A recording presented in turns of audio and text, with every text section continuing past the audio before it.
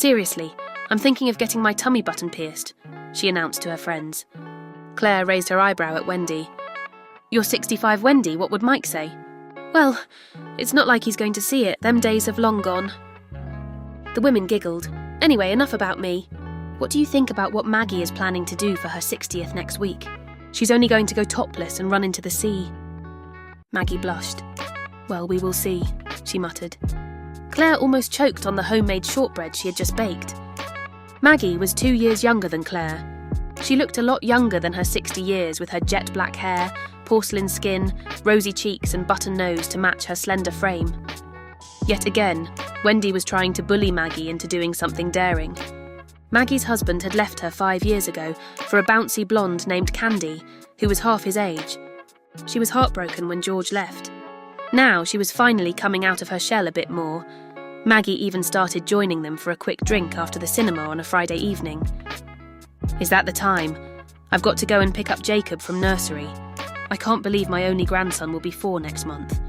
See you Monday, ladies, said Maggie. Claire had never seen the airport so busy. The check-in line for their flight was getting longer and longer, yet there was still no sign of Wendy. Claire scanned the airport for what felt like the 100th time. She couldn't help the feeling of envy towards all the young girls in their skimpy tops and tight jeans. Claire had never been skinny. She had always been curvy with a belly dancer's tummy that she could handle. It was her greying hair that bothered her. A tall woman was walking towards them with a sombrero on her head.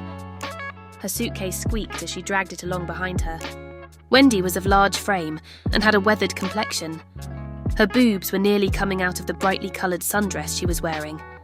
To Wendy's delight, they were through check-in, in what seemed no time at all.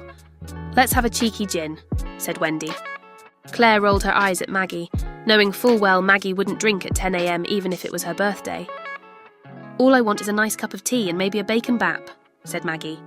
By the time Wendy had drank her second gin, it was time to board the plane. Good job too. Another gin and the ladies would have had to carry her onto the plane. To Maggie's horror, the cabin crew announced that they had a very special birthday on board. Everyone clapped while Maggie did what she did best and blushed. It had been Wendy's idea to go to Benidorm. Ah, come on, it be a hoot. Plenty of sun, sea and sex for our Maggie. Wendy snored all the way to their destination.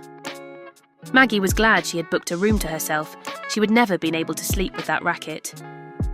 By the time the women arrived at the hotel, it was late afternoon. They decided to unpack and get dressed for dinner before going to explore the hotel. The hotel had 5 swimming pools, 3 restaurants and 4 bars. As it was all-inclusive, all the drinks and meals had been paid for.